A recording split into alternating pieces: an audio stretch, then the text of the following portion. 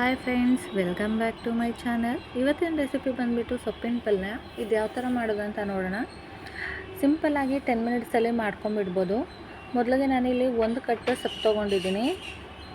ಇದನ್ನು ನೀಟಾಗಿ ಬಿಡಿಸಿಟ್ಕೊಳ್ತಾ ಇದ್ದೀನಿ. ನಾನು ಇಲ್ಲಿ ಎಲೆ ಮಾತ್ರ ಯೂಸ್ ಮಾಡ್ತಾಯಿದ್ದೀನಿ. ಅಷ್ಟೊಂದು ಎಳೆ ಸೊಪ್ಪೇನು ಸಿಕ್ಕಿಲ್ಲ, ಅದಕ್ಕೋಸ್ಕರ ನಿಮಗೆ ಬೇಕಾದರೆ ನೀವು ನೀಟಾಗಿ ಕ್ಲೀನ್ ಮಾಡಿಕೊಂಡು ಕಟ್ ಕೂಡ ಮಾಡ್ಕೋಬೋದು. ನಾನು ಇಲ್ಲಿ ಎಲೆ ಬಿಡಿಸ್ಕೊಳ್ತಾ ಇದ್ದೀನಲ್ಲ, ಅದಕ್ಕೋಸ್ಕರ ಏನು ಕಟ್ ಮಾಡ್ಕೊಳ್ತಾ ಇಲ್ಲ. ನೀಟಾಗಿ ನಿಮಗೆ ಎಷ್ಟು ಬೇಕಾಗುತ್ತೋ ಸೊಪ್ಪು ಅಷ್ಟು ನೀಟಾಗಿ ಕ್ಲೀನ್ ಮಾಡಿ ಇಟ್ಕೊಳ್ಳಿ. ಇದರಲ್ಲಿ ಸ್ವಲ್ಪ ಎಲೆಗಳ ಮೇಲೆ ಮೊಟ್ಟೆ ಇರುತ್ತೆ, ಆ ಥರದ್ದೆಲ್ಲ ತೆಗೆದುಬಿಡಿ. ಆ ಥರದ್ದೆಲ್ಲ ತೆಗೆದಿಟ್ಟಾದಮೇಲೆ ಇದಕ್ಕೆ 2 ಈರುಳ್ಳಿ, ಒಂದು 4ರಿಂದ 5 ಹಸಿಮೆಣಸಿನ್ಕಾಯಿ ತೊಗೊಂಡು ನೀಟಾಗಿ ಕಟ್ ಮಾಡ್ಕೊಳ್ಳಿ.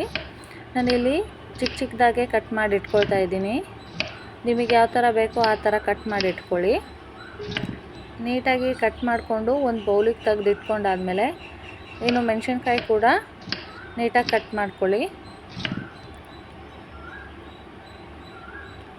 ಆಮೇಲೆ ಒಂದು 5 ಎಸಳು ಬೆಳ್ಳುಳ್ಳಿ ತೊಗೊಂಡಿದ್ದೀನಿ, ಅದನ್ನು ಚಿಕ್ಕ ಚಿಕ್ಕದಾಗಿ ಕಟ್ ಮಾಡಿ ಇಟ್ಕೊಳ್ತಾ ಇದ್ದೀನಿ. ಸಾಸಿವೆ ಜೀರಿಗೆ ಅಷ್ಟು ತೊಗೋಬೇಕು. ಮತ್ತು ಇದನ್ನು ಒಂದು ಪಾತ್ರೆಗೆ ನೀಟಾಗಿ ನೀರು ಹಾಕಿಬಿಟ್ಟು 2-3 ನೀರಿಂದ ನೀಟಾಗಿ ವಾಶ್ ಮಾಡಿ. ಯಾಕಂದರೆ ಮಣ್ಣಿರುತ್ತೆ ಅಲ್ಲ, 2-3 ನೀರು ಚೇಂಜ್ ಮಾಡಿಬಿಟ್ಟು ನೀಟಾಗಿ ವಾಶ್ ಮಾಡಿ ಇಟ್ಕೊಳ್ಳಿ. ಆದಮೇಲೆ ಒಂದು ಪ್ಯಾನ್ ಇಟ್ಬಿಟ್ಟು ಅದಕ್ಕೆ ಒಂದು 2ರಿಂದ 3 ಟೇಬಲ್ ಸ್ಪೂನ್ ಅಷ್ಟು ಆಯಿಲ್ನ ಸೇರಿಸ್ಕೊಂಡು, ಆಯಿಲ್ ಬಿಸಿ ಆದಮೇಲೆ ಇದರಲ್ಲಿ ನಾನು ಜೀರಿಗೆ ಸಾಸಿವೆನ ಸೇರಿಸ್ಕೊಳ್ತಾ ಇದ್ದೀನಿ. ಜೀರಿಗೆ ಸಾಸಿವೆ ಚಿಟಪಟ ಅನ್ನೋ ಟೈಮಲ್ಲಿ ನಾನಿಲ್ಲಿ ಕಟ್ ಮಾಡಿ ಇಟ್ಕೊಂಡಿರೋ ಬೆಳ್ಳುಳ್ಳಿ ಮತ್ತು ಹಸಿಮೆಣ್ಸಿನ್ಕಾಯಿನ ಸೇರಿಸ್ಕೊಂಡು ನೀಟಾಗಿ ಹುರ್ಕೊಳ್ತಾ ಇದ್ದೀನಿ. ಹಸಿಮೆಣ್ಸಿನ್ಕಾಯಿ ನೀಟಾಗಿ ರೋಸ್ಟ್ ಆದಾದಮೇಲೆ ನಾನು ಈರುಳ್ಳಿ ಮತ್ತು ಉಪ್ಪನ್ನ ಆ್ಯಡ್ ಮಾಡ್ಕೊಳ್ತಾ ಇದ್ದೀನಿ. ಇಲ್ಲಿ ಈರುಳ್ಳಿಗೆ ಉಪ್ಪು ಆ್ಯಡ್ ಮಾಡೋದ್ರಿಂದ ಬೇಗ ಬೇಯುತ್ತೆ ಮತ್ತು ಈರುಳ್ಳಿ ಸ್ವಲ್ಪ ಉಪ್ಪಾಗಿ ಇರುತ್ತೆ, ಅದಕ್ಕೋಸ್ಕರ.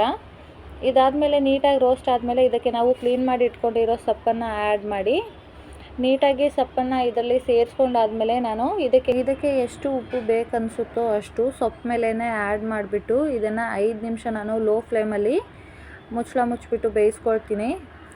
ಇದನ್ನು ನೀಟಾಗಿ ಬೆಂದಾದಮೇಲೆ ಸ್ವಲ್ಪ ಈ ಥರ ನಮಗೆ ಸೊಪ್ಪು ಹಬೆಲೆ ಬೆಂದು ಕಡಿಮೆ ಆಗಿರುತ್ತೆ, ನೀರು ಕೂಡ ಬಿಟ್ಕೊಂಡಿರುತ್ತೆ. ಅದೇ ನೀರು ಸಾಕು, ಮತ್ತು ನೀರೇನು ನೀವು ಆ್ಯಡ್ ಮಾಡೋಕ್ಕೆ ಹೋಗಬೇಡಿ. ನೀಟಾಗಿ ಮಿಕ್ಸ್ ಮಾಡಿಕೊಂಡು ಮತ್ತೆ ಮುಚ್ಚಿಟ್ಬಿಟ್ಟು ಒಂದು 10 ನಿಮಿಷ ನಾವು ಬೇಯಿಸ್ಕೊಂಡಾದ್ಮೇಲೆ ನೀರೆಲ್ಲ ಕಡಿಮೆ ಆಗಿರುತ್ತೆ, ನೀಟಾಗಿ ಬೆಂದಿರುತ್ತೆ. ನಾನು ಇನ್ನೂ 2 ಮಿನಿಟ್ಸ್ ಹೀಗೆ ಬೇಯಿಸ್ಕೊಂಡ್ಬಿಟ್ಟು ಅದಾದಮೇಲೆ ಇದನ್ನು ಒಂದು ಸರ್ವಿಂಗ್ ಬೌಲಿಗೆ ಟ್ರಾನ್ಸ್ಫರ್ ಮಾಡ್ಕೊಳ್ತೀನಿ.